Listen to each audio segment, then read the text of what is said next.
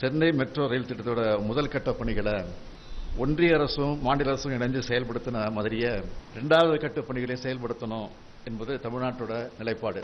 மாண்புமிகு ஒன்றிய நிதியமைச்சர் அவர்கள் இதற்கான ஒன்றிய அரசோட நிதி ஒதுக்கப்படும் 2021-22 ஆண்டுக்கான வரவு செலவு திட்டத்தில் அறிவிச்சாங்க. இதைத் தொடர்ந்து ஒன்றிய அரசோட முதலீட்டு வாரியம் இதற்கான ஒப்புதலை 2021 ஆண்டே வழங்குச்சு. இந்த பணிகளுக்கு இதுவரை 18,564 கோடி ரூபாய் செலவிடப்பட்டிருந்தாலும் இதுக்கான ஒன்றிய அரசோட நிதி தமிழ்நாடு அரசுக்கு வழங்கப்படல. இதனால மெட்ரோ ரயில் திட்ட பணிகளில் தொய்வு ஏற்பட்டிருக்கு.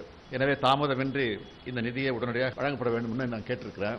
அண்மை செய்தி: சென்னை மெட்ரோ 2ஆம் கட்ட திட்டத்திற்கு 63,246 கோடி வழங்க மத்திய அமைச்சரவை ஒப்புதல் அளித்துள்ளதாக அண்மை தகவலானது வெளியாகி இருக்கிறது.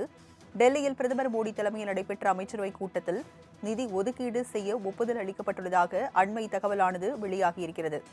முன்னதாக முதலமைச்சர் மு.க.ஸ்டாலின் டெல்லி சென்று பிரதமர் மோடியை சந்தித்து வலியுறுத்திய நிலையில் தற்போது சென்னை மெட்ரோவுக்கு மத்திய அரசு நிதி வழங்க ஒப்புதல் அளித்திருக்கிறது. அதனை அண்மை செய்தியாக நாம் பார்க்கிறோம்.